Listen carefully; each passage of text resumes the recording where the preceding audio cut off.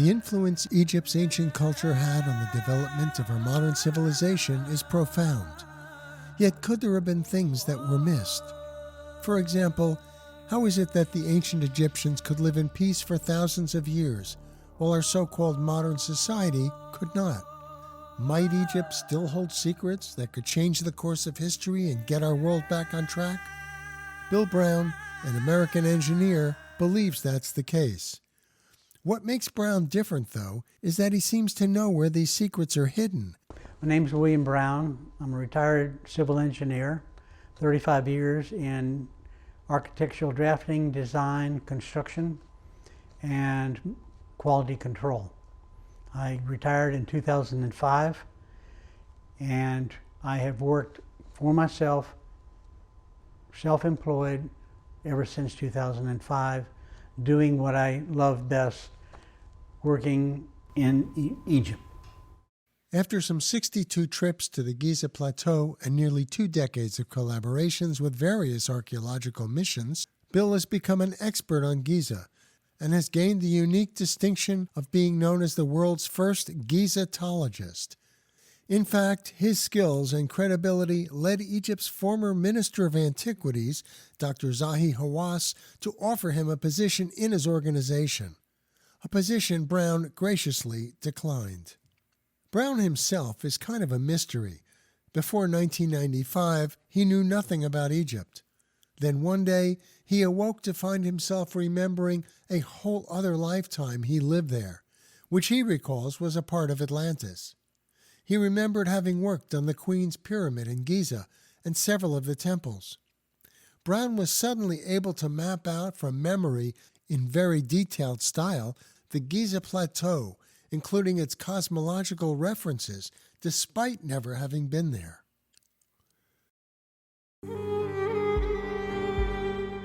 We now know there were many, from Plato to Edgar Cayce, who acknowledged the Egyptian-Atlantean connection, and there have been many documentaries produced which address this. One, which was produced by National Geographic, entitled Atlantis, Is It Real?, featured an interview with Brown himself. Still, many people believe that it does exist, including engineer Bill Brown, who has made finding the Hall of Records the goal of his life. Brown has spent many weeks charting maps of the area using a GPS system and ground-penetrating radar. And he thinks he's found something. I came here with evidence that we would find something underground here. We have that evidence now, and what we have found here is a device 32 feet underground, a cavern. It has been verified. The cavern is to a depth that we have right now of 125 feet. It's full of mud, and within that mud are some casings. Casings holding what? Atlantean records? Brown's convinced he's on the verge of a major discovery. The Halls of Records is about the Atlantean race.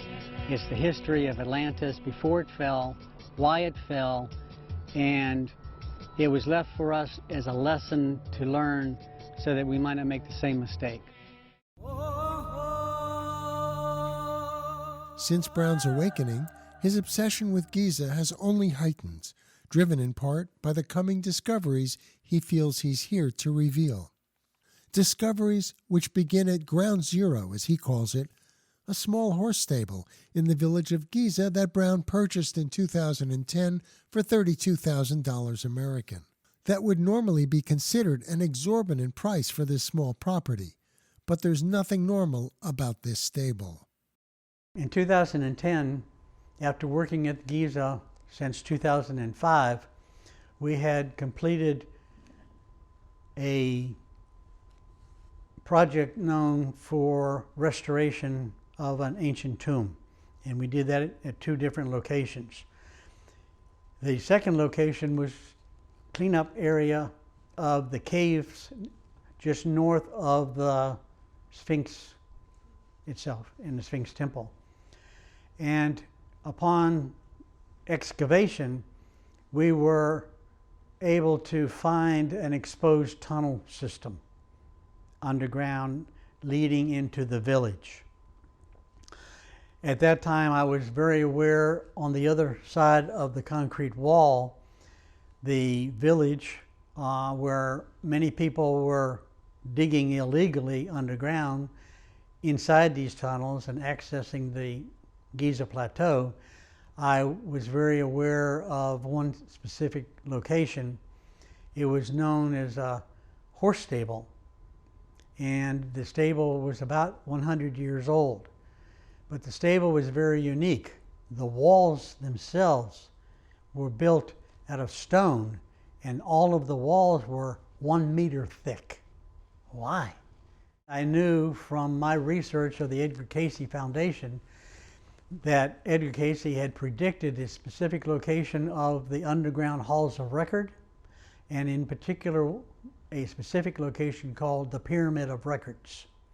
When I did my triangulation using my engineering skills and my understanding of the celestial cosmic blueprint, I was able to pinpoint the exact location of the area that became known as the horse stable. Brown went back to his supporters in America and told them he needed funds to buy the property. And by the end of the year, he became the stable's rightful owner.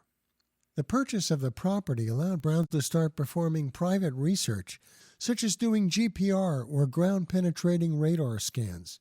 It's 2.5 meters here, 2.5. 1.5 meters. Yeah. So the room is 2.2 310? high by 2.5 by 3, Well, yeah, and in it 310. is a statue. A statue.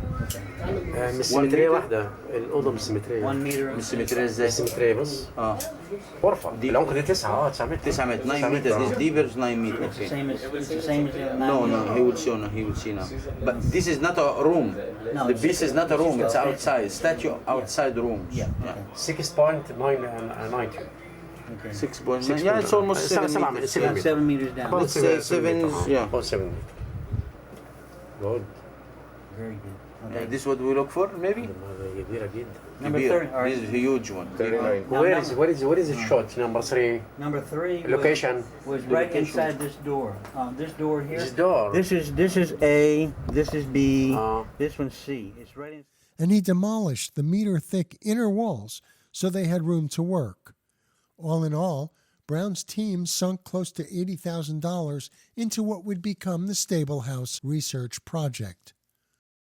1 year after purchasing the stable and clearing the area, we were able to use a ground penetrating radar with very high technology, much more advanced than I had used on other sites in Egypt. We went in, and what we discovered underground were not just simple tunnels. We found major corridors of size 3.5 meters square in height, lined with rock walls, meaning that these corridors had to have been built and established at the time of the Khufu Royal Palace and the Great Pyramid construction time period, which we have around 4000 BC. Since 2005, Brown's closest partner and confidant has been his wife, Lucina Lobos Brown. A native of Poland, Lucina is a star in her own right. She's an internationally known, gifted psychic who has revealed, using her own method of dowsing, hidden treasures around the world. Whether people understand how dowsing works or not, the fact is, her results have been verified at many locations by science and ground-penetrating radar. From 2007 to 2009, her dowsing was put to the test at the Hawara Restoration Project in Fayoum, Egypt, known to be the location of the underground Labyrinth Temple. In addition to being officially recognized for her work there, her findings were confirmed by the 2012 NASA satellite scan of the area. Lucina and Bill first met in 2005 on an archaeological mission in Egypt. It was more than love at first sight, though. Each recognized something in the other, perhaps from that time of Atlantis. And together, their successes and their more than 100 international presentations on Egypt have brought them critical acclaim. Today, with long-term development plans underway, much of the Giza village has been flattened, except for a few buildings, one of which is Brown's stable. In this area, excavations are expected to resume in 2022. Brown would like to collaborate in that, whether it's with the ongoing Russian archaeological mission Giza, the Egyptians, or anyone else. Ideally, given both Brown and his partner's experience, skills, and prescience, and their many successes, one would be hard-pressed to find better collaborator partners. Brown would also like to request the RAMG to extend their existing 16,000 square meter archaeological area southward. This would include the underground corridor which connects to his stable, which is also the point of connection between the Sphinx, the royal palace, and a secret, unknown underground temple complex of Khufu.